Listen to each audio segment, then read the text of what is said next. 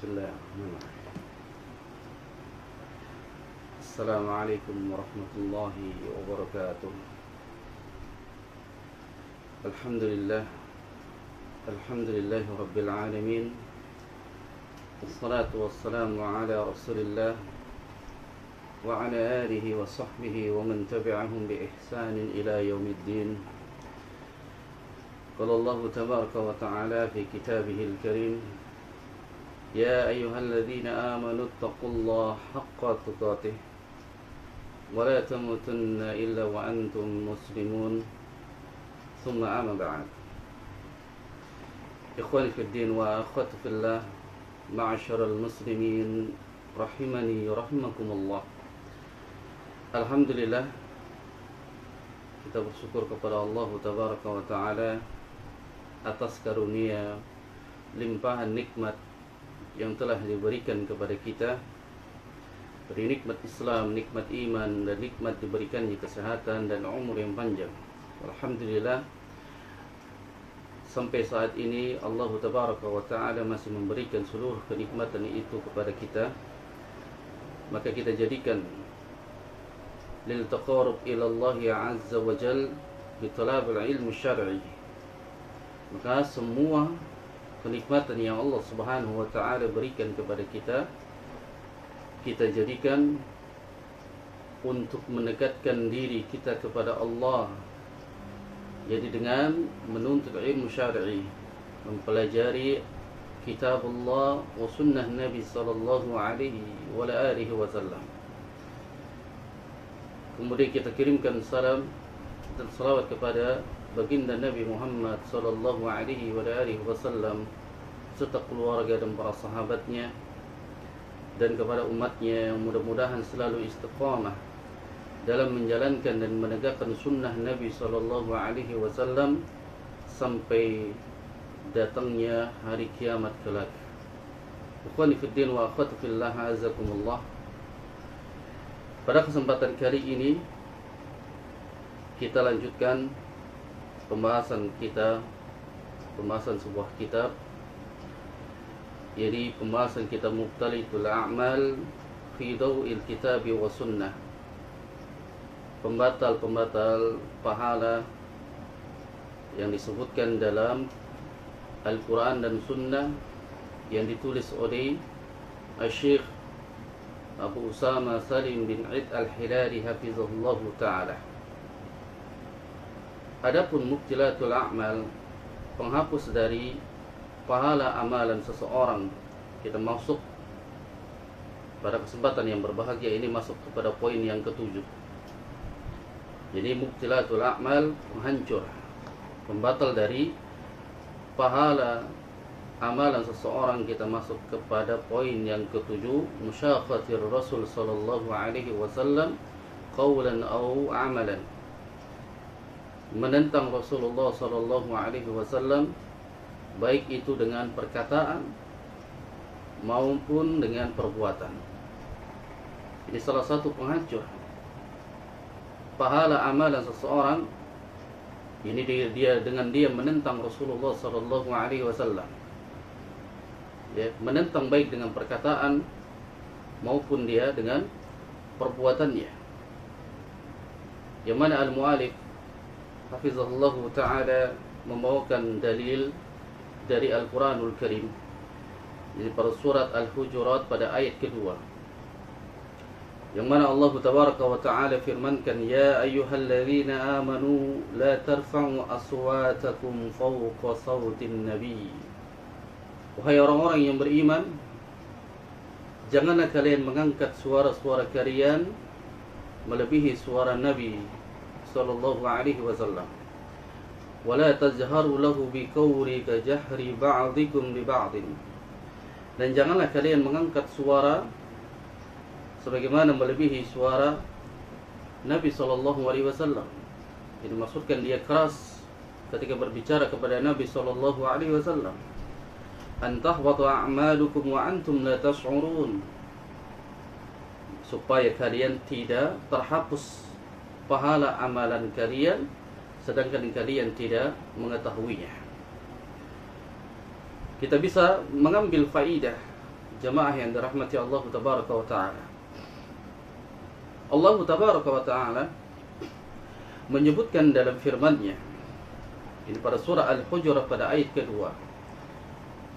Kita diperintahkan orang-orang yang beriman, jangan kita mengangkat suara, ya, meninggikan suara kita melebihi dari suara Nabi sallallahu alaihi wasallam, atau kita mengangkat suara keras terhadap Rasulullah sallallahu alaihi wasallam ketika berbicara kepada Nabi sallallahu alaihi wasallam. Maka kita dilarang untuk, ya, dengan nada yang keras. Kenapa demikian? Allah Subhanahu wa taala, an tahbatu a'malukum wa antum la tash'urun, mengatakan, ya, supaya kalian, ya, tidak terhapus dari pahala amal kalian sedangkan kalian tidak menyadari. Dan ini sebagai dalil menunjukkan bahwasanya terhapusnya amalan seseorang jika dia mengangkat suara, ya, di hadapan Nabi sallallahu alaihi wasallam yang melebihi dari suara Nabi sallallahu alaihi wasallam. Mengenai tentang turunnya, jadi asbabu, ya, nuzul fi hadhihi ayat, tentang turunnya ayat yang mulia ini, ada kisah di dalamnya. Ya, ada sebuah kisah dari seorang sahabat yang bernama Thabit bin Qais radhiyallahu ta'ala anhu, sebagaimana yang diriwayatkan dari jalan sahabat Anas bin Malik radhiyallahu ta'ala anhu, yang mana dia berkata, ketika turun ayat yang mulia ini, ya, turunnya ayat ini, sebuah surat Al-Hujurat pada ayat kedua, mengenai kita dilarang untuk berbicara mengangkat suara keras di hadapan Nabi sallallahu alaihi wasallam. Maka saat itu Anas bin Malik radhiyallahu ta'ala anhu mengkisahkan ada seorang sahabat yang bernama Thabit bin Qais, yang dia berdiam diri di rumahnya dan sambil berkata, habatu amali wa ana min ahli nar, amalku hangus dan aku termasuk bagian daripada penghuni neraka jahanam. Maka dia tidak lagi pernah menemui Nabi sallallahu alaihi wasallam, sehingga Nabi sallallahu alaihi wasallam ini menanyakan, mana Thabit bin Qais? Maka Rasul sallallahu alaihi wasallam merindu kepada jadi sahabatnya, jadi Thabit bin Qais. Hingga akhirnya Rasulullah sallallahu alaihi wasallam menanyakan kepada sahabat Sa'ad bin Mu'adz. Ini sahabat Sa'ad bin Mu'adz, ini tetangganya sahabat Qais, ya, Thabit bin Qais. Maka Rasul sallallahu alaihi wasallam menanyakan kepada sahabat Sa'ad bin Mu'adz, wahai Abu Amr, apa yang terjadi dengan Thabit? Maka Sa'ad berkata, ya, memang Thabit bin Qais adalah tetanggaku, tetapi aku tidak tahu apa keluhannya hingga dia tidak keluar rumah menemui Nabi sallallahu alaihi wasallam. Maka saat dijumpai oleh sahabat, jadi Sa'ad bin Mu'adz, mendatangi rumahnya Thabit bin Qais, menanyakan perihal kenapa dia berdiam diri di rumah dan tidak berkumpul dengan sahabat yang lain, ya, bersama Nabi sallallahu alaihi wasallam. Dia menceritakan tentang turunnya ayat, jadi pada surat Al-Hujurat pada ayat kedua, yang Allah Subhanahu wa taala yani firmankan, ya ayyuhalladzina amanu la tarfa'u aswatakum fawqa sawtin nabi. Wahai orang-orang yang beriman, janganlah kalian yang mengangkat suara-suara kalian yang melebihi suaranya Nabi sallallahu alaihi wasallam. Sampai di akhir ayat, ahbatu a'malakum wa antum la tash'urun. Ketika ayat yang mulia ini turun, maka Thabit bin Qais mengurung diri, berdiam diri di rumah, karena beliau, ya, yang bersuara keras, lantang ketika berbicara kepada Nabi sallallahu alaihi wasallam pun, ya, suaranya keras. Maka disampaikan perihal ini kepada Nabi sallallahu alaihi wasallam. Maka Rasul sallallahu alaihi wasallam mengatakan dan bersabda, bal huwa min ahli jannah. Kata Nabi sallallahu alaihi wasallam, ya, bahkan, ya, Thabit bin Qais dia termasuk bagian daripada penghuni surga. Ya, bagian daripada penghuni surga. Maka dalam hadis yang mulia ini berkatalah al-mu'alif, penulis dari kitab ini, wa bihadzal hadis yatabayyana anna rafa'a sawti al-ahbat lil 'amali huwa musyaqatihi sallallahu alaihi wasallam wa mukhalafati amara wa adama ta'atihi qawlan aw amalan. Maka berkatalah Syekh Abu Usama Salim bin Id al-Hilali hafizahullah ta'ala menjelaskan perihal dari hadis yang mulia ini, bahwasanya hadis yang mulia ini begitu jelas menunjukkan siapa seseorang yang dia mengangkat suaranya, dia akan menjadi terhapus amalan ibadahnya. Yang dimaksudkan terhapusnya amalan mereka jika mereka menentang musyaqah musaqatihi sallallahu alaihi wasallam wa mukhalifah, dia menentang, dia menyelisihi amar wa adama ta'atihi, dia menentang, menyelisihi perintah Rasulullah sallallahu alaihi wasallam, dia tidak mentaati Nabi sallallahu alaihi wasallam baik dalam ucapan maupun dalam perbuatannya. Jadi sahabat Sabit bin Qais ketika turun pada surah Al-Hujurat pada ayat kedua, dia menyadari bahwasanya mengangkat keras suaranya di depan Nabi SAW, dia menjadikan suaranya keras terhadap Nabi SAW, ini akan terhapus amalan dari ibadah mereka. Ini pahalanya akan terhapus. Padahal para ulama-ulama menjelaskan yang dimaksud dalam hadis yang mulia ini, dia mengangkat suara, dia tidak mentaati Nabi SAW. Dia tidak mengikuti apa sunnah Nabi SAW, dan bahkan dia menentang sunnahnya. Dia menentang sunnah Nabi SAW baik dalam perkataan maupun dalam perbuatannya. Dia tidak mengikuti dan mentaati Nabi SAW. Padahal kita diperintahkan untuk mentaati Allah. Kita diperintahkan untuk mentaati Allah Subhanahu wa ta'ala. Yang Allah Subhanahu wa ta'ala firmankan dalam surat Muhammad, Ya ayyuhalladzina amanu ati'u Allah wa ati'ur Rasul.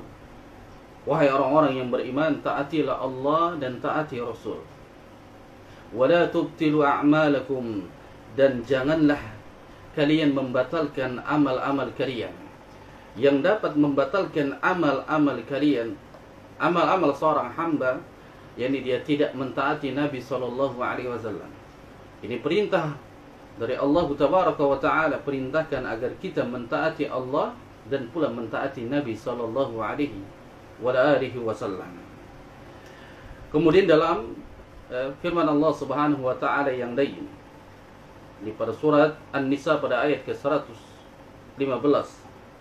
Allah Subhanahu wa Ta'ala firmankan, wa may yushaqiqir rasul min ba'di ma tabayyana lahu al-huda wa yatabbi' ghayra sabilil mu'minin.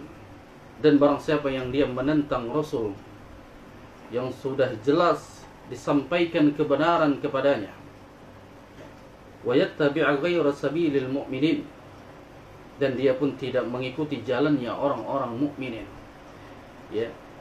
Di sini disebutkan sabilil mu'minin, jalannya orang-orang mukminin, yakni dia mengikuti jalannya sebagaimana jalannya Rasulullah sallallahu alaihi wasallam. Disebutkan sabilil mu'minin, orang-orang mukmin dia harus mengikuti manhaj, cara beragamanya Rasulullah sallallahu alaihi wasallam.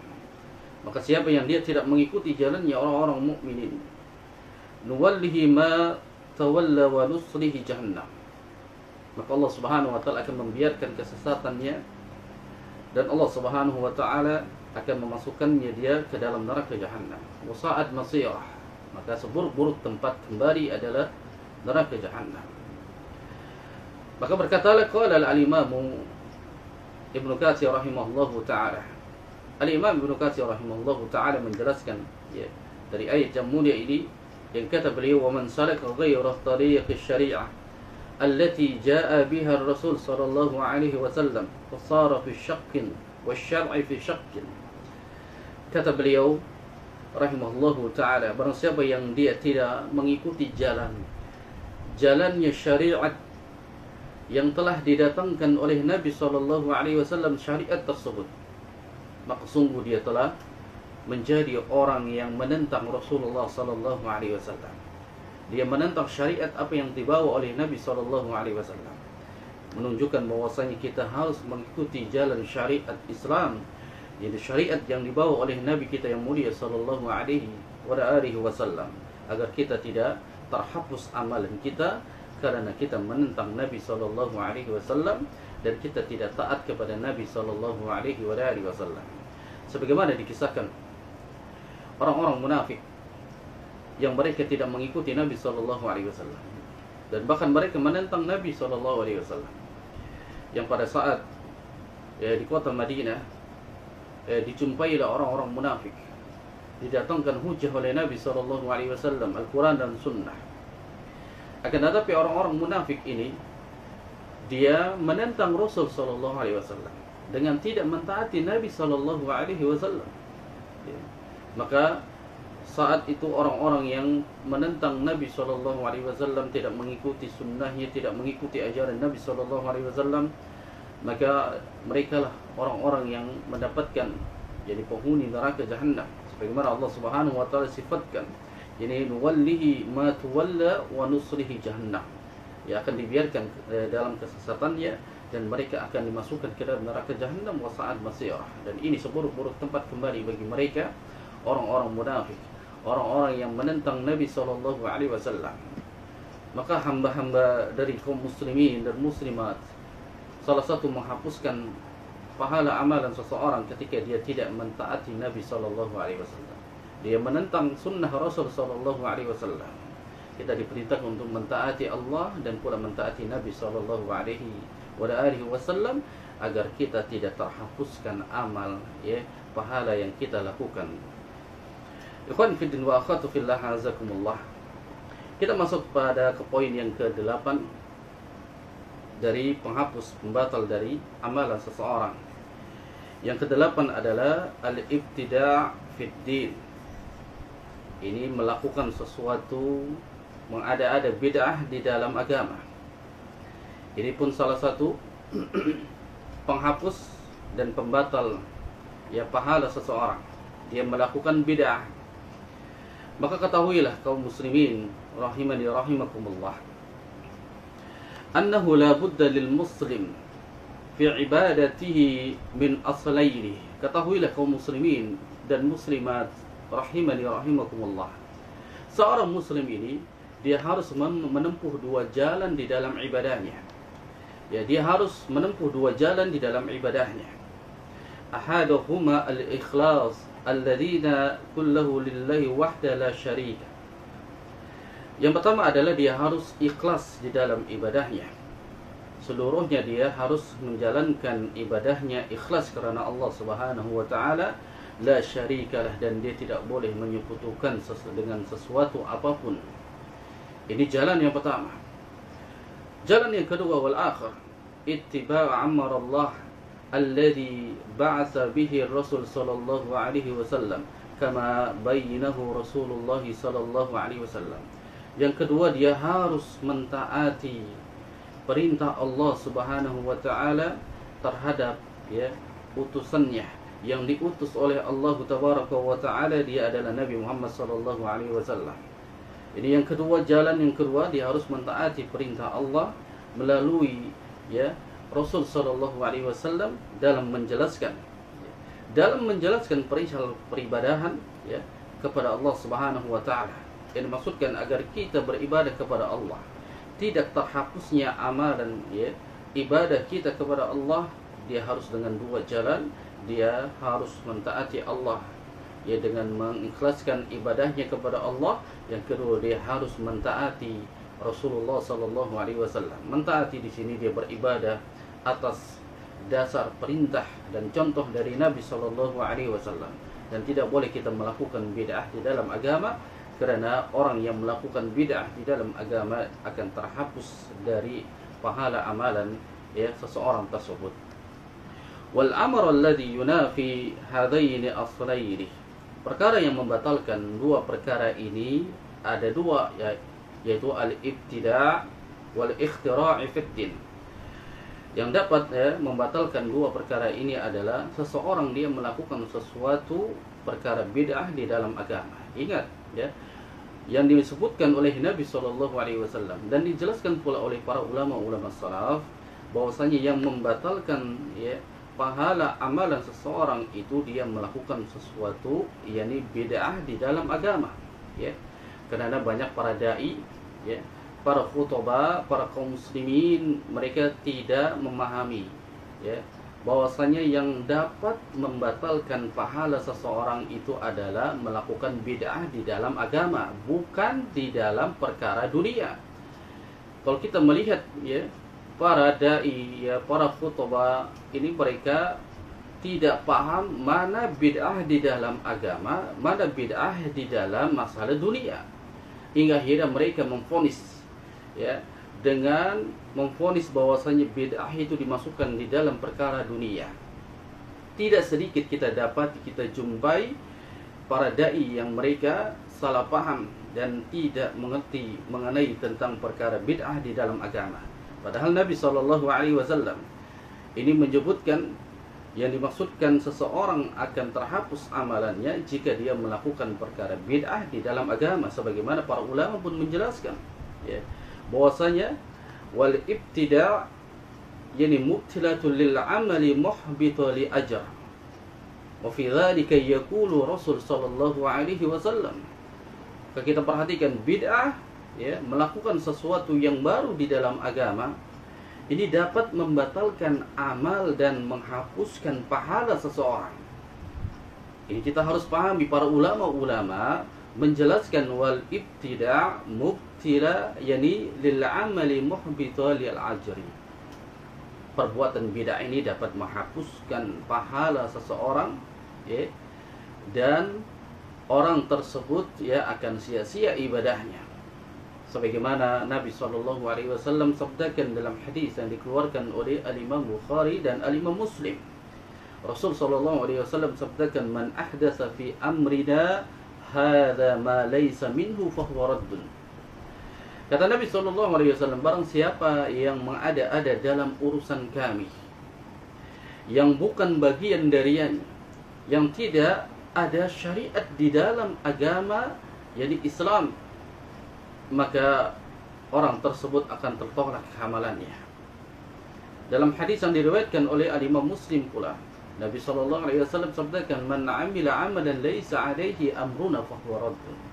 Barang siapa yang dia melakukan suatu amal ibadah yang kemudian tidak ada perintah dari Nabi SAW, tidak adanya contoh dari Nabi SAW, fahuwa raddun, maka amalan tersebut tertolak. Maka perhatikan sabda Nabi SAW yang disebutkan oleh Nabi SAW, seseorang akan terhapus pahala ibadahnya dia melakukan suatu bid'ah di dalam agama, bukan bid'ah di dalam dunia. Ini kekeliruan yang kaum muslimin yang tidak memahami. Tidak sedikit para khutbah, tidak sedikit para dai yang dia tidak memahami perintah atau sabda Nabi SAW ini.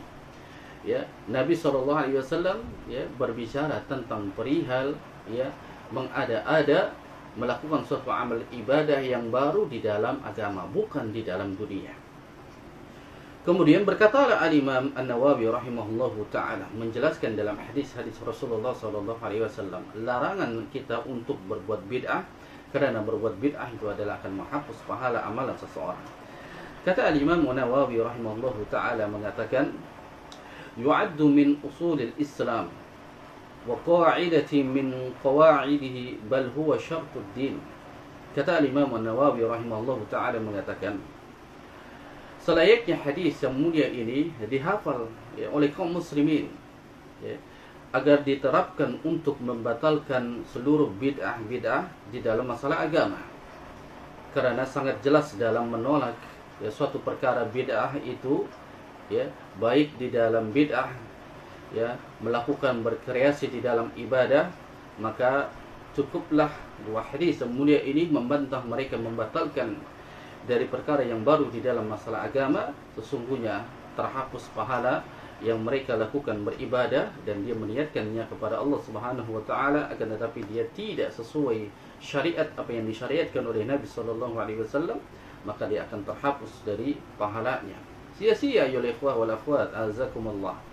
Jika kita melakukan suatu ibadah ikhlas karena Allah Subhanahu wa taala, akan tetapi dia tidak di atas sunnah Nabi SAW, maka ini akan terhapus pahala amalan seseorang. Hanya capek, hanya lelah saja yang dia lakukan. Allah Subhanahu wa taala tidak memberikan ganjaran pahala di sisinya. Sebagaimana para ulama-ulama mensyaratkan, menjadi syarat bahwasanya amal ibadah yang akan diterima Allah Subhanahu wa taala, ada dua perkara. Sebagaimana yang dikatakan oleh Al-Imam Ibnu Katsir rahimahullahu taala. Beliau mengatakan, ruknul amali mutaqabbil la budda khalisan lillahi azza wa jalla wa sawaban ala syariati Rasulillah sallallahu alaihi wa alihi wasallam. Rukun ibadah itu yang akan diterima, suatu ibadah yang akan diterima oleh Allah Subhanahu wa taala, yang akan diberikan ganjaran pahala oleh Allah Subhanahu wa taala, ada dua perkara. Yang pertama, dia khalisan lillahi azza wa jalla. Dia melakukannya ikhlas karena Allah Subhanahu wa taala, dan ini sepakat para ulama-ulama mengatakan bahwasanya ikhlas di dalam ibadah salah satu syarat agar Allah Subhanahu wa taala menerima amal ibadahnya. Yang kedua, waswaban ala syariati Rasulillah sallallahu alaihi wasallam. Dan yang kedua ini pun menjadikan syarat amal ibadah itu akan diterima Allah Subhanahu wa taala, dia harus ibadahnya benar di atas syariat apa yang telah disyariatkan oleh Nabi sallallahu alaihi wasallam. Maka kita ambil kesimpulan dari penjelasan para ulama salaf bahwasanya amal ibadah itu akan mendapatkan ganjaran pahala di sisi Allah. Amal ibadah itu akan diterima oleh Allah Subhanahu wa taala. Yang pertama adalah ikhlas, dia melakukannya karena Allah. Yang kedua, dia di atas sunnah Nabi sallallahu alaihi wasallam. Maka al-mu'alif, hafizahullah taala, penulis dari kitab ini, Syekh Abu Usama Salim bin Al-Hilali hafizahullah, beliau mengatakan, falidzalika yanbaghi an ya'tana bihafazihi, bahwasanya oleh karena itu hadis yang mulia ini harus dihafal, harus dihafal agar bisa diterapkan oleh kaum muslimin, wa istimalihi fi ibtalil bid'ah, untuk dihafal dan diamalkan untuk membatalkan seluruh amalan bid'ah. Bahwasanya orang yang melakukan suatu amal ibadah, maka dia tidak akan pernah mendapatkan ganjaran di sisi Allah Subhanahu wa taala. Maka dengan sendirinya orang-orang yang melakukan suatu amal ibadah, akan tetapi ibadahnya tidak di atas sunnah Nabi sallallahu alaihi wasallam, maka amalan tersebut akan tertolak dan akan terhapus pahalanya. Ikhwani fiddin wa akhwatu fillah, a'azzakumullah. Adapun yang poin berikutnya masuk kepada poin yang ke-9. Ini mubtilatul a'mal fi dhawi al-kitab wa sunnah. Penghapus atau pembatal pahala seseorang pada poin yang ke-9 ini, intahaka haramatillahi fi syirk, melanggar larangan Allah pada saat dia dalam keadaan sendiri. Ini salah satu akan menghapus pahala amalan seseorang, dia berbuat maksiat sedangkan dia dalam keadaan sendiri, tidak dihadapi kaum muslimin dan muslimat di hadapannya. Ini melanggar larangan Allah di saat dia bersendiri. Dia melakukan suatu maksiat kepada Allah sedangkan dia sendiri. Maka hal ini pun dapat membatalkan pahala seseorang. Sebagaimana yang diriwayatkan dari jalan sahabat Thawban radhiyallahu ta'ala anhu dari Nabi sallallahu alaihi wasallam, yang mana Rasul sallallahu alaihi wasallam bersabda, la alamanna aqwaman min ummati ya'tuna yawmal qiyamah bihasanatin amsali jibalin tihama, amsali jibali tihana, tihama baydan, fayaj'aluha Allahu azza wa jalla haba'an manthura.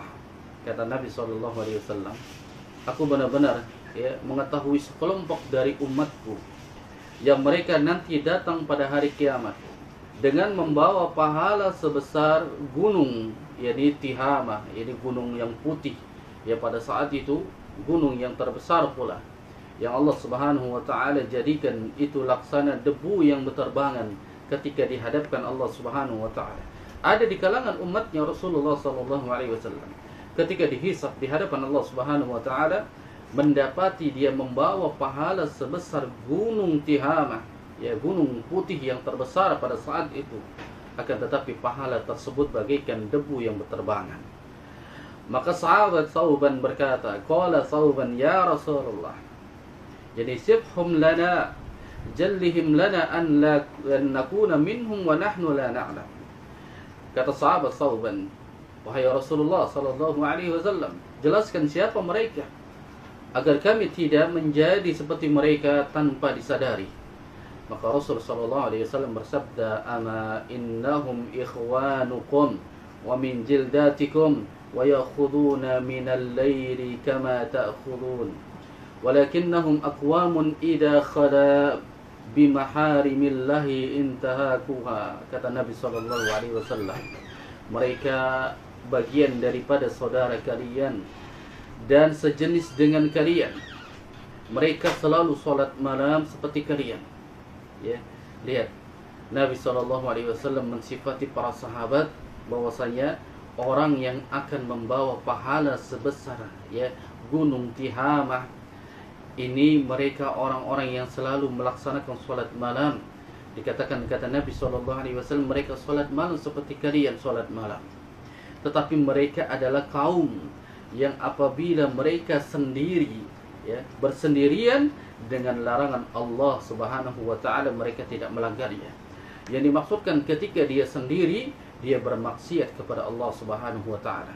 Ketika dia berjumpa dengan saudaranya kaum muslimin dan muslimat yang lain, dia menampakkan keimanannya kepada mereka. Akan tetapi ketika dia sendiri, ya, tidak di hadapannya kaum muslimin, ya, dan muslimat, dia bermaksiat kepada Allah Subhanahu wa taala. Padahal Allah Subhanahu wa taala melarang untuk melakukan hal tersebut, akan tetapi dia melanggarnya. Dan ini salah satu penghapus, yakni pahala amalan seseorang ketika dia melakukan suatu amal ibadah, akan tetapi dia bermaksiat kepada Allah secara diam-diam.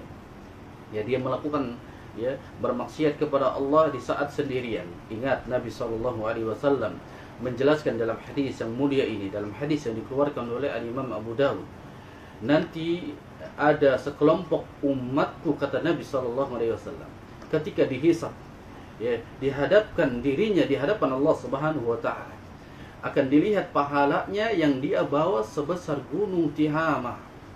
Akan tetapi pahala sebesar gunung tersebut bagaikan haba'an manthurah, sebagai debu yang berterbangan. Ia tidak akan mendapatkan ganjaran di sisi Allah. Kenapa sebabnya? Sampai sahabat Thawban bertanya kepada Nabi SAW.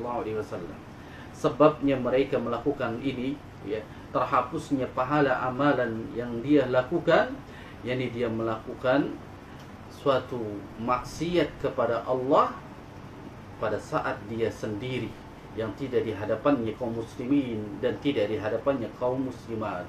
Dia melakukan suatu yang maksiat kepada Allah Subhanahu wa taala, melanggar, ya, larangan Allah Subhanahu wa taala. Semoga Allah Subhanahu wa taala membimbing kita agar kita menjauhkan dari segala maksiat, ya, yang sifatnya akan menghapuskan pahala amalan ibadah kita kepada Allah Subhanahu wa taala. Oleh karena itu, kita mohon kepada Allah Subhanahu wa taala agar Allah membimbing kita, yakni di atas hidayah, menjauhkan diri kita dari berbuat maksiat kepada Allah. Yang Nabi SAW pun, ya, berdoa kepada Allah Tabaraka wa taala agar ditetapkan hidayah istiqamah hatinya di jalan Allah Subhanahu wa taala. Bagaimana kita tidak meminta, memohon kepada Allah yang hati-hati kita ini lalai, mudah berbuat dosa dan maksiat, maka mintalah hidayah, ketetapan istiqamah di jalan Allah Subhanahu wa taala dan di jalan Nabi SAW, jadi di jalan, ya, syariat, apa yang telah disampaikan syariat, dan kita mengikuti syariat Nabi SAW. Kita harus mengikuti, ya, sebagaimana, ya, para sahabat ini, mereka pun ketika mendapati Nabi SAW, mereka minta, ya, petunjuk, ya, agar dia ditetapkan hidayah, agar tidak bermaksiat kepada Allah Subhanahu wa taala. Maka Rasulullah SAW mengajarkan para sahabat agar dia berdoa, ya, Allahumma tsabbit qalbi, ya, Jadi ya muqallibal qulub, tsabbit qalbi ala dinik. Ya Allah, yang membolak-balikkan hati, tetapkan hatiku di atas agamamu agar istiqamah, ya.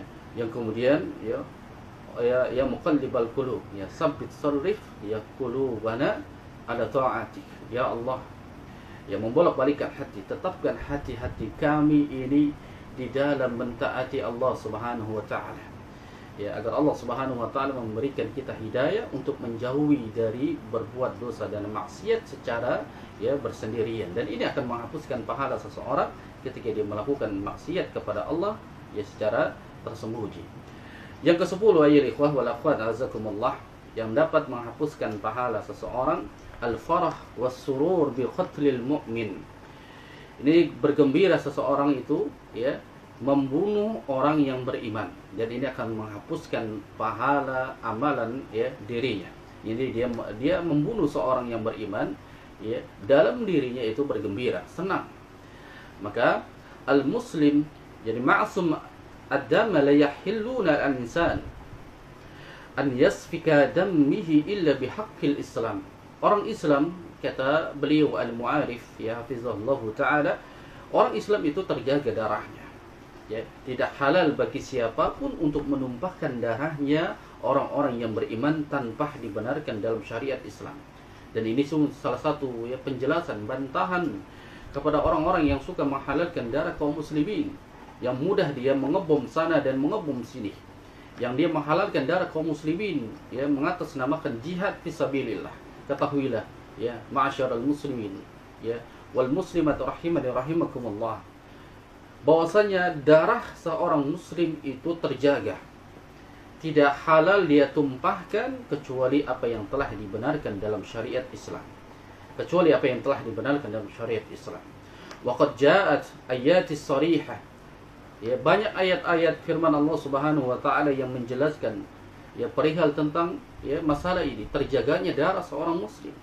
Wal ahadits as-sarihah, dan hadis-hadis pun menjelaskan Nabi SAW bahwasanya fi ta'zimi haramatul mu'min, haramnya untuk menumpahkan darah kaum muslimin. Terjaganya kemuliaannya darah seorang muslim tidak boleh ditumpahkan kecuali apa yang telah dibenarkan dalam syariat Islam. Wa taghlizi fi man istahala dhammuhu, jadi fayasikahu wa lam yakun 'indahu minallahi burhan. Maka siapa orang yang dia menghalalkan darahnya kaum muslimin, yang maksudnya dia membunuhnya, sedangkan dia membunuh darah, mencurahkan, menumpahkan darah kaum muslimin, dia membunuh seorang yang beriman tanpa adanya hujjah dari Al-Quran dan Sunnah, maka sungguh dia telah terhapus amalan ibadah yang dia lakukan kepada Allah Subhanahu wa taala. Berdasarkan firman Allah Subhanahu wa taala yang disebutkan dalam surah An-Nisa pada ayat ke-93. Allah Jalla Jalaluhu firmankan, "Wa man yaqtul", barang siapa yang dia membunuh mu'minan fa'tabata biqatlihi, sedangkan dia membunuhnya dengan perasaan bergembira di dalam membunuh orang-orang yang beriman, lam yaqbalillah minhu sarfan wala adlah, maka Allah Subhanahu wa taala firmankan, maka Allah Azza wa Jalla tidak akan menerima darinya ibadah sunnahnya maupun ibadah wajibnya. Maka Nabi SAW pun ini salah satu menyebutkan dalam hadisnya, sebagaimana firman Allah Subhanahu wa taala menyebutkan, wa man yaqtul mu'minan muta'ammidan, barang siapa yang dia membunuh seorang mukmin dengan sengaja, fajazaohu jahannam khalidan fiha wa ghadiballahu alaihi, dan Allah Subhanahu wa taala akan masukkan dia ke dalam neraka jahannam dan dia kekal di dalamnya, dan Allah Subhanahu wa taala murka kepadanya, wala'anahu wa'adda lahu 'adaban 'azimah, dan sungguh Allah Subhanahu wa taala melaknati mereka, orang-orang yang membunuh kaum muslimin dan sedangkan dia senang terhadap membunuh mereka, maka Allah Subhanahu wa taala menyediakan azab yang sangat besar baginya. Ini ancaman dan dari Allah Subhanahu wa taala.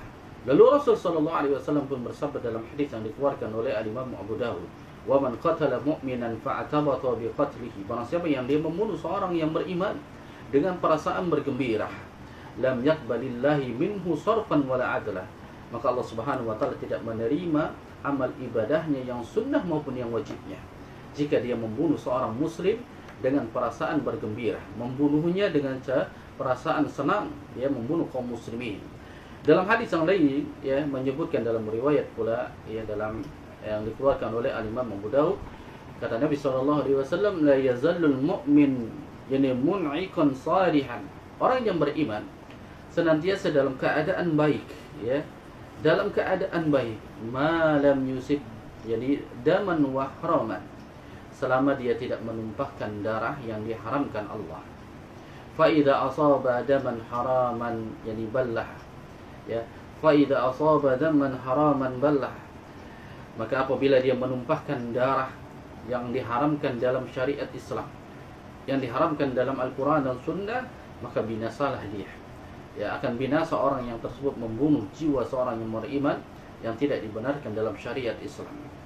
Walidzalika fal qatil al-amdi killa yani kullama yuwaffiq ila taubah ya liqaulihi sallallahu alaihi wa alihi wasallam. Oleh kerana itu sangat sedikit sekali ya orang yang membunuh orang yang beriman secara ya senang ini diberi taufik taubat oleh Allah Subhanahu wa taala. Berdasarkan sabda Nabi sallallahu alaihi wasallam, jadi Allahu an yaj'ala liqatilil mu'min taubah. Allah Subhanahu wa taala tidak memberikan taubat kepada orang yang membunuh orang yang beriman. Akan tetapi ya Al-Mu'arif jadi Abu Usama Asy-Syaikh ya Abu Usama Salim bin Al-Hilali hafizahullah taala menjelaskan dalam kitabnya jadi Mubtilatul A'mal fi Daw'il Kitab wa Sunnah ya, pada beliau pada poin yang ke-10 beliau menjelaskan perihal orang-orang yang membunuh jiwa orang yang beriman ini tidak diampunkan oleh Allah Subhanahu wa taala. Maka beliau mengatakan waqad ikhtilaful fuqaha fi taubatil qatil al-amd. Maksudnya di sini ada perselisihan perbedaan di kalangan para ulama yakni ahli fikih. Apakah orang yang membunuh jiwa seorang yang beriman ini akan diampunkan ya dosanya atau tidak? Ini ada khilaf di kalangan para ya ulama-ulama ya berselisih pendapatnya. Ada yang mengatakan sebagian faminhum yani man qala bi taubah ya, mereka menerima taubatnya, dan yang lain pun berpendapat bahwasanya wa minhum yani man qala la taubah lahu ya, tidak ya diampunkan dosanya. Akan tetapi wal awwalu arji wallahu alam, akan tetapi beliau memilih ya pendapat yang pertama bahwasanya akan diterima taubat ya orang yang membunuh jiwa seorang yang beriman ya apabila dia bertaubat kepada Allah Subhanahu wa taala.